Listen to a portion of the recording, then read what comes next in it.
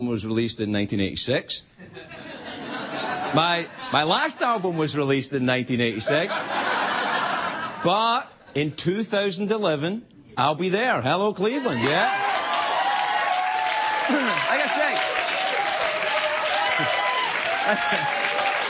Like I say,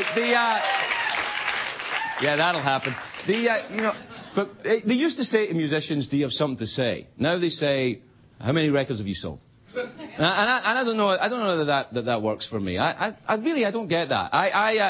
Not that I think that if bands are successful, it means they're bad. I mean, like, U2 are better now than they were 20 years ago, I think. They're on fire right now. And people say, like, the Rolling Stones have gone on too long. For me, Britney Spears has gone on too long. You know what I'm saying? It's a matter of opinion.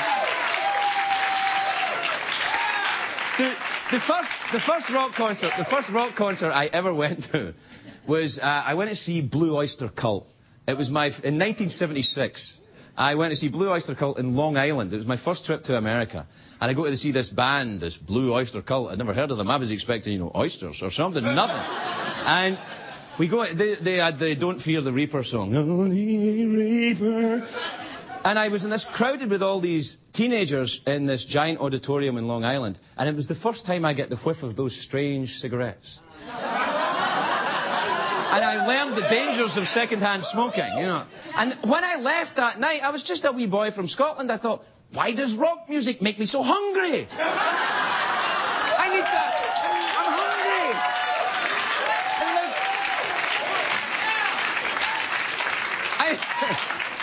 I gotta have some Count Chocula right now. And I've never even tasted Count Chocula. I went there that night with my cousin Karen, who was an American girl. Her parents are Scottish, but she was born here. And I went with my cousin Karen, and she's into the rock and roll in a big way. She followed Grateful Dead for 13 years. 13 years she followed the Grateful Dead. She may have smoked marijuana in her life. I'm not outing her. I'm just saying it's a possibility.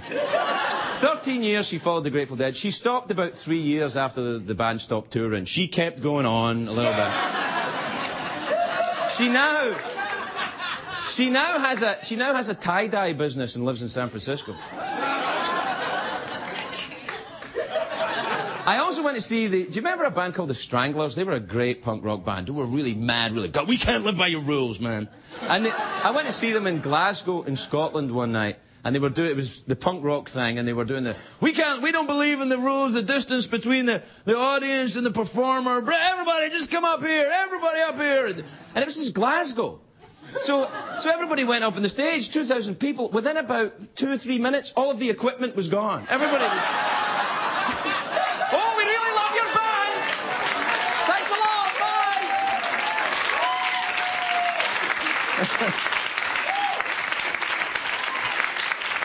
Can you play that song that I like? We can't, you've got equipment. Well, just hum it. The best rock concert, though, I went to was, about the last day of my... It was, in fact, the last day of my 20s, the day before my 30th birthday. I went to see Kiss. Oh, yeah. And I went... It was during the Kiss without the makeup period. I know, it's over, don't worry. But I went to see them, again, it was in Glasgow. I was back home visiting, and Glasgow's a rough town, It's a very rough town, and this was a big auditorium.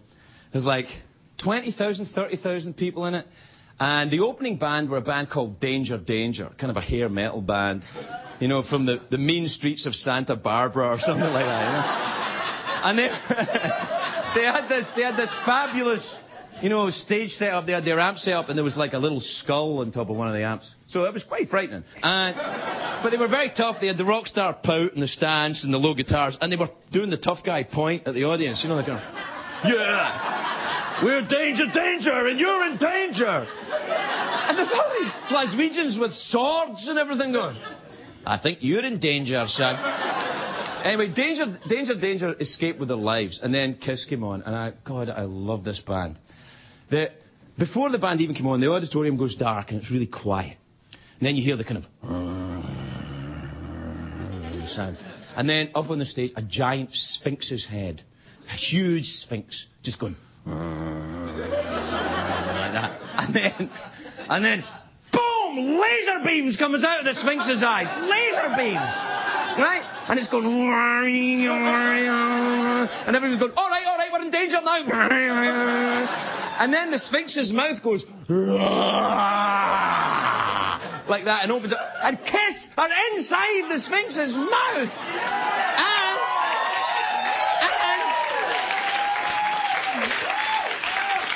And the most terrifying thing of all, they're not wearing any makeup. It was like, oh my God! Put it on! Anyway, look, I'm not sure how I feel about the Rock and Roll Hall of Fame, because there's too many people in there. I'm just not sure that they, that they belong there. Maybe they do, maybe they don't. Maybe we should have a famous for being famous Hall of Fame. To weed some of them out. Put Paris Hilton, Nicole Richie, these people. Put them in there. They don't have CDs, but they got the STDs. They can put them.